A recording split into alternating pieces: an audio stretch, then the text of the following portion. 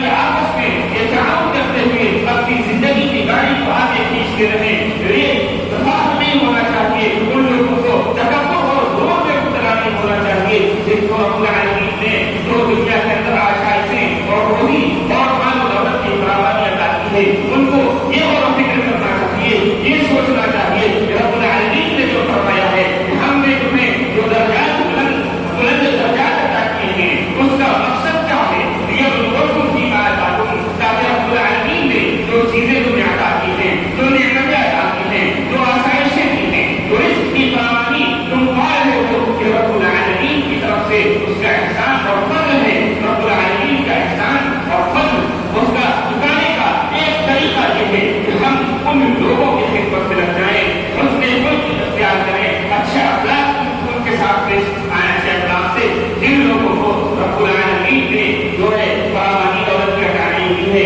جن کی روزیاں رب العالمین نے کم رکھی ہیں, یہ رب العالمین ہی بہتر جانتا ہے کہ اسباب کیا ہے, کیا وجہ ہے کہ کسی کو رب العالمین نے بہت دولت عطا کی, کسی کو کم عطا کی. جن کو رب العالمین نے مرتبہ, عزت, جاہ و منصب, شرف و منزلت عطا کی, ان کو یہ ہمیشہ سوچنا چاہیے کہ رب العالمین نے ہمیں جو یہ دولت دی ہے, ہمیں یہ مرتبہ دیا ہے, ہمیں یہ بلند رتبہ دیا ہے, یہ رب العالمین کا فضل ہے. ہماری اس کے اندر کوئی اہمیت اور کوئی خصوصیت نہیں ہے, تو ہمیں ان لوگوں کے ساتھ اچھا سلوک کرنا چاہیے, تعاون اور مدد کا معاملہ رکھنا چاہیے جن لوگوں کو رب العالمین نے یہ چیزیں عطا نہیں کی. اور یہ انبیاء کرام کی سنت ہے کہ انبیاء کرام علیہ السلام کی زندگی کے واقعات آپ پڑھتے ہیں. حضرت یوسف علیہ السلام نے اپنے بھائیوں کے ساتھ کیا سلوک کیا, سب کو معلوم ہے کہ بھائیوں نے حضرت یوسف علیہ السلام کے ساتھ بدترین سلوک کیا, کنویں میں ڈال دیا, وہاں سے وہ نکال کے بیچے گئے, طرح طرح کی جیل میں گئے, مشکلات اور پریشانیاں برداشت کی. لیکن جب مصر کے عزیز بنائے گئے اور یوسف علیہ السلام کے بھائی تنگ دستی کی حالت میں عہد سازی کی وجہ سے وہاں پہنچے, تو یوسف علیہ السلام نے ان کو ہر طرح کی آسائش دی, ان کی عزت کی, تقریب کی, ہر طرح کا مال روزی ان کو مہیا کر دیا. حضرت یوسف علیہ السلام کے بعد دیکھیے حضرت موسیٰ علیہ السلام کو کہ جب آپ مدین پہنچتے ہیں, دیکھتے ہیں کہ کنویں پر جو ہے رش ہے, بھیڑ ہے, لوگ جو ہے اپنے اپنے جانوروں کو پانی پلا رہے ہیں, وہاں لوگ کمزور سی لڑکیاں الگ الگ کھڑی ہیں, دیکھا کہ کمزور ہیں اور ان کے جانوروں کو پانی پلانے کے لیے ان کے پاس جو اس بھیڑ میں جانے کا حوصلہ نہیں ہے, تو حضرت موسیٰ علیہ السلام نے عمر کی گدیز سے پتھر ہٹایا اور ان کے جانوروں کو پانی پلایا. اسی طرح سے آپ ہمارے آخری نبی جناب محمد رسول اللہ صلی اللہ علیہ وسلم کی زندگی کا مطالعہ کریں, دیکھیں کہ جب آپ صلی اللہ علیہ وسلم پر وحی آئی تھی, اس وقت آپ صلی اللہ علیہ وسلم بہت گھبرا گئے تھے, پریشان ہو گئے تھے, تو آپ کی بیوی حضرت خدیجہ رضی اللہ تعالی عنہا نے آپ سے کیا کہا تھا کہ آپ جو ہے مزدوروں کی, غریبوں کی, بیواؤں کی, فقیر و محتاج لوگوں کی مدد کرتے ہیں, مہمانوں کی مہمان نوازی کرتے ہیں. اسی طرح سے آپ صلی اللہ علیہ وسلم کے بارے میں آپ جب پڑھیں گے, پوری زندگی آپ صلی اللہ علیہ وسلم نے لوگوں کی مدد اور تعاون کیا ہے, لوگوں کے ساتھ آپ صلی اللہ علیہ وسلم نے حسن سلوک اور خدمت خلق کا مظاہرہ کیا ہے. نبی اکرم صلی اللہ علیہ وسلم کی زندگی کا مطالعہ ہمیں کرنا چاہیے, اپنے بچوں کو بھی نبی اکرم صلی اللہ علیہ وسلم کی سیرت کے مطالعے پر پڑھانا چاہیے, تاکہ ہمارے بچے آپ صلی اللہ علیہ وسلم کی سیرت کے جو اعلیٰ اخلاق کے, خدمت خلق کے جو پہلو ہیں ان کو پڑھیں اور ان کو پڑھ کر کے اپنی زندگیوں میں نافذ کرنے کی کوشش کریں. آج ہمارے مسلم معاشرے کے اندر یہ بہت بڑی خرابی آ گئی ہے کہ ہم جو ہے باہمی تعاون سے دور بھاگتے ہیں. اگر کوئی ہمارا اپنا بھائی بھی حقیقت میں وہ ضرورت مند ہو, تعاون اور مدد کی اس کو ضرورت ہو, محتاج ہو, وہ آپ سے مدد طلب کرے, تو طرح طرح کے بہانے بناتے ہیں, کنڈی کاٹ جاتے ہیں. مدد کا جذبہ اور تعاون کا جذبہ سیرت اسلامیہ سے ناپید ہوتا چلا جاتا ہے.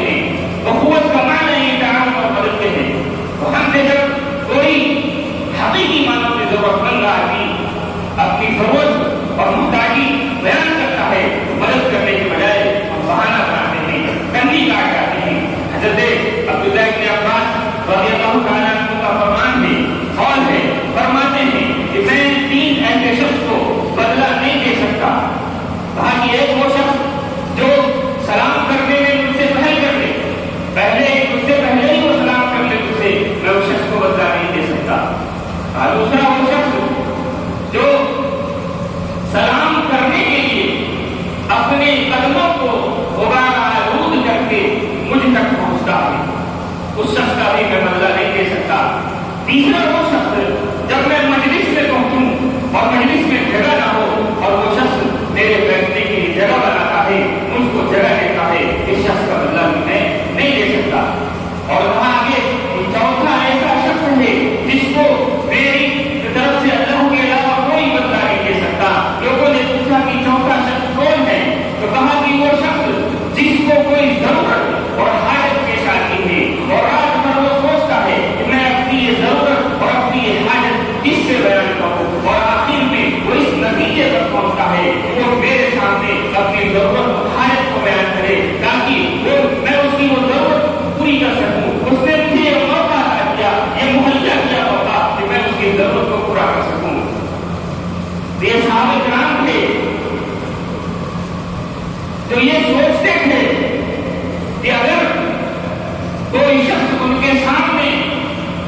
اپنی ضرورت اور محتاج کی بیان کرتا ہے، مدد کا ہاتھ پھیلاتا ہے، یہ اس کا احسان سمجھتے تھے کہ اس نے ان کو یہ موقع عطا فرمایا کہ اس ضرورت مند کی ضرورت پورا کر سکے۔ حضرت وائل بن حجر کے بارے میں آتا ہے، کہتے ہیں کہ جب میں صبح اٹھتا ہوں اور میرے دروازے پر اگر کوئی ضرورت مند نہیں ہوتا، کوئی سوال کرنے والا نہیں ہوتا، تو میں یہ سوچنے لگتا ہوں کہ یہ ضرور کسی نہ کسی مصیبت کا پیش خیمہ ہے، کوئی نہ کوئی مصیبت آنے والی ہے۔ حضرت جابر رضی اللہ تعالیٰ عنہ سے روایت ہے، آپ صلی اللہ علیہ وسلم کے بارے میں فرماتے ہیں، متفق علیہ روایت ہے، بخاری اور مسلم کی روایت ہے کہ نبی اکرم صلی اللہ علیہ وسلم نے کبھی کسی سائل کو نہ نہیں کہا۔ آپ صلی اللہ علیہ وسلم سے کبھی کسی نے کوئی دنیاوی معاملات کے بارے میں سوال کیا ہو تو آپ صلی اللہ علیہ وسلم نے انکار نہیں کیا، اس لیے کہ آپ صلی اللہ علیہ وسلم کو معلوم تھا کہ یہ دنیا دینے سے کہیں زیادہ حقیر ہے۔ دنیاوی چیز اگر کوئی آپ سے مانگتا ہے تو آپ اس کو عطا کرتے ہیں، وہ آپ کے لیے فائدہ مند ہے، آخرت میں آپ کے گوشے میں کو جمع ہو جائے گا، لیکن جو آپ اس دنیا میں استعمال کر لیں گے وہ آپ کے فائدے کی چیز نہیں ہے۔ نبی اکرم صلی اللہ علیہ وسلم نے کبھی کسی کو انکار نہیں کیا۔ آج ہم مسلمان جو اپنے آپ کو نبی کا ایک امتی کہتے ہوئے نہیں رکھتے ہیں، نبی سے محبت کا دم بھرتے نہیں رکھتے ہیں، نبی اکرم صلی اللہ علیہ وسلم، صحابہ کرام اور صحابہ کرام کے بعد ائمہ اعظام کو دیکھیے۔ ابن قیم رحمہ اللہ اپنے جلیل القدر استاد شیخ الاسلام ابن تیمیہ رحمہ اللہ کے بارے میں کہتے ہیں کہ شیخ الاسلام کی عادت تھی کہ وہ ہر وقت لوگوں کے تعاون کی بھرپور کوشش میں رہتے تھے۔ آپ شیخ الاسلام ابن تیمیہ رحمہ اللہ کی تصنیفات اٹھا کر کے دیکھیے، ان کی خدمات اٹھا کر کے دیکھیے، ان کو کیسے وقت ملتا تھا کہ وہ اپنی ان تصنیفات اور تدریسی خدمات کے بعد لوگوں کے تعاون کے لیے ہمیشہ خوشا رہتے تھے۔ حضرت عمر فاروق رضی اللہ تعالیٰ عنہ کو دیکھیے، علاقوں میں بیواؤں کے گھروں میں چھپ چھپ کر کے پانی اور ضرورت کی چیزیں پہنچایا کرتے تھے۔ یہ ہمارے اسلاف، ہمارے انبیاء اور ہمارے صحابہ کرام تھے۔ آج ہم امتیوں کو، ان کے ماننے والوں کو کیا ہو گیا ہے کہ ہم سے جب کسی ضرورت مند حقیقی معنوں میں ضرورت مند آتی، جب ہم سے کوئی مدد طلب کرتا ہے، تعاون کا مطالبہ کرتا ہے، تو ہم یہ جاننے کے باوجود کہ اس کی بڑی اہمیت ہے، ایک حدیث ملاحظہ فرمائیے، مشہور حدیث ہے، مسلم کی روایت ہے، اللہ کے رسول صلی اللہ علیہ وسلم نے فرمایا کہ جو شخص کسی مسلمان سے دنیاوی زندگی کی مصیبت، مشکلات اور پریشانیوں کو دور کر دیتا ہے تو اس کے بدلے اللہ رب العالمین آخرت میں مصیبت اور مشکلات سے اس کو نجات و چھٹکارا دلائے گا۔ اسی طرح سے مسلم کی حدیث ہے، اللہ کے رسول صلی اللہ علیہ وسلم نے فرمایا کہ جس شخص کو یہ بات اچھی لگے کہ رب العالمین آخرت میں جو مشکلات اور پریشانیاں ہوں گی، جس وقت نہ کوئی باپ بیٹے کا نہ ہوگا، نہ بیٹا باپ کا نہ ہوگا، نہ بیوی شوہر کی، نہ شوہر بیوی کا، کوئی نقصان حال نہیں ہوگا، اس وقت اگر آپ مصیبت میں گرفتار ہیں، مشکلات اور پریشانیوں میں گھرے ہوئے ہیں، تو اس وقت اگر آپ چاہتے ہیں، آپ کو یہ بات اچھی لگتی ہے، رب العالمین ان مصیبتوں اور مشکلات سے آپ کو چھٹکارا دلا دے، تو اللہ کے رسول صلی اللہ علیہ وسلم نے یہ نسخہ آپ کو دے دیا ہے کہ دنیاوی زندگی کے اندر مسلمانوں کی مشکلات اور مسائل اور پریشانیوں میں ان کی مدد کریے، یا اگر کوئی تنگ دست ہے، معسر ہے، تو اس کی تنگ دستی کو دور کر دیجیے، اور اگر وہ قرضدار ہے، اس نے آپ سے قرض لیا ہے، اس کے قرض کو معاف کر دیجیے۔ رب العالمین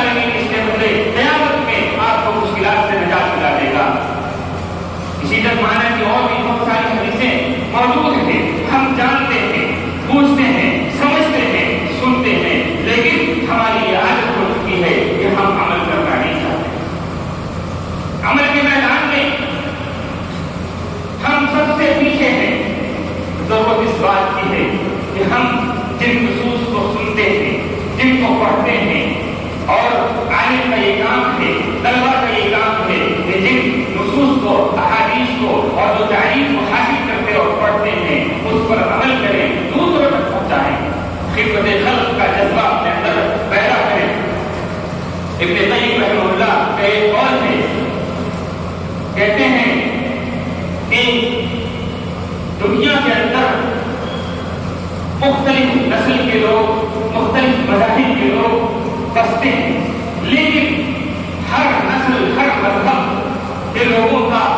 یہ تجربہ ہے تقاریب کی روشنی میں. یہ تین چیزیں ہیں، اگر ان تین چیزوں کو انسان اپنا لے، ان تین چیزوں پر عمل کر لے تو اس کو دنیا اور آخرت دونوں کی بھلائی نصیب ہو جائے گی. وہ ایک چیز یہ ہے کہ رب العالمین کا تقرب حاصل ہے، رب العالمین سے قریب ہو جائے. دوسری چیز کہ وہ نیکی، ہر وقت نیکی کے جستجو میں رہے، نیکی کی تلاش میں رہے، نیکی کا جذبہ اس کے اندر ابھرتا رہے. اور تیسری چیز یہ ہے کہ وہ لوگوں کے ساتھ تعاون کرتا رہے، خدمت خلق میں لگا رہے. اور نبی اکرم صلی اللہ علیہ وسلم کی حدیث بھی ہے، خیر الناس انفعهم، لوگوں میں سب سے بہترین وہ شخص ہے جو لوگوں کو سب سے زیادہ نفع اور فائدہ پہنچا سکتا ہے. تو سبب اس بات کی ہے کہ ہم ان نصوص کو سمجھیں اور اس پر خود عمل کریں. سب سے پہلے اپنے آپ ہم یہ ارادہ کریں کہ ہم جن نصوص کو سنتے ہیں، سمجھتے ہیں اور جو ہم کو بتائے جاتے ہیں، سب سے پہلے ہم خود اس پر عمل کریں. سب سے پہلے ہماری یہی ذمہ داری ہے کہ خود ہم عامل بنیں، عالم کا عمل بنیں، جو پڑھتے لکھتے سنتے ہیں، دوسروں کو بتاتے ہیں، اس پر خود عمل کریں. پھر لوگوں کو اس کی اہمیت اور فضیلت بتائیں، لوگوں کو سمجھائیں کہ ہمارا جو ہے جو نجات میں ہماری وہ صرف اسی میں ہے کہ ہم اسلام کی مکمل تعلیمات پر ہو ویسے ہی عمل پیدا ہو جائیں جیسے کہ اللہ کے رسول صلی اللہ علیہ وسلم نے ہمیں حکم دیا ہے، ہمیں بتلایا ہے. صحابہ کرام نے، تابعین نے، ائمہ اعظام نے جس پر عمل کر کے دکھایا ہے، انہی کے منہج اور طریقے پر اگر ہم عمل پیدا ہوتے ہیں، چلتے ہیں تو ہماری خیر نجات پکی ہے، آخرت میں کامیابی اور فلاح و بہبود یقینی ہے. اور یہی ہے امید کا اس دنیا میں آنے کا مقصد ہے کہ آخرت میں آخری امتحان میں اس کو کامیابی نصیب ہو جائے. ورنہ اس امتحان میں اگر فیل ہو گئے دنیا کے اندر تو ہماری آخرت میں ہم نقصان اور خسارہ اٹھانے والوں سے ہوں گے. اللہ رب العالمین سے دعا ہے کہ اللہ رب العالمین ہم سب کو کہنے سننے سے زیادہ عمل کی توفیق عطا فرمائے. الہ العالمین ہمارے اندر اسلامی تعلیمات کو اسی طرح سے ہمارے اندر داخل کر دے، ہمیں عمل کرنے کی اللہ رب العالمین توفیق دے جس طرح سے کہ اللہ رسول نے ہمیں بتایا ہے، صحابہ کرام نے کر کے دکھایا ہے. الہ العالمین ہمارے اندر سنت رسول اللہ صلی اللہ علیہ وسلم کی محبت پیدا کرتے، اس پر عمل کرنے کی چاہت اور غلط پیدا کرتے. الہ العالمین ہم جو پڑھتے ہیں سب سے پہلے ہمیں اس پر عمل کرنے کی توفیق عطا فرما. الہ العالمین دوسروں تک اسی طرح پہنچانے کی توفیق عطا فرما جس طرح سے ہم پڑھتے ہیں. الہ العالمین ہمارے حالات کو درست کر دے. الہ العالمین ہم مسلمان اس وقت بہت کسی کی حالت میں ہیں، غیر سے ہماری مدد فرما. الہ العالمین ہم میں جو مسلمان غریب ہیں، محتاج ہیں،